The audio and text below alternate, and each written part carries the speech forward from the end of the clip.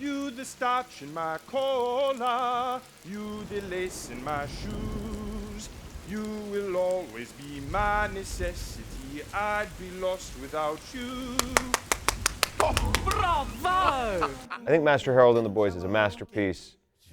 It's a gorgeous autobiographical play about his experience and a specific experience near the end of the play that shaped him and the rest of his life. So the play is about a tea room in Port Elizabeth, South Africa, and it is run by the family of a 17-year-old boy named Hallie, and there are two workers who, in the title, are referred to as the boys. Hallie is now at the point where he's a young man.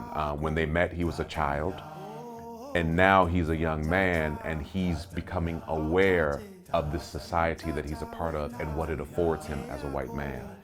And that is starting to play on and have an effect on their relationship. I think that the intimacy of this relationship, I think that the politics of kind of status that goes on between these characters, it's all so still relevant. The audience falls in love with these characters, but they also see their ugliest side and the truth of kind of what's underneath very commonplace scenes and interactions. There's always an undercurrent of our implicit bias and what we've grown up to believe, and you can't escape a lot of your upbringing, but you can try. It really is a story about growing up, a story about confronting yourself and your ignorance and how you might be able to change that in the future. Even though it was written in the 80s, it's set in 1950, and a lot of what it's dealing with feels incredibly relevant right now.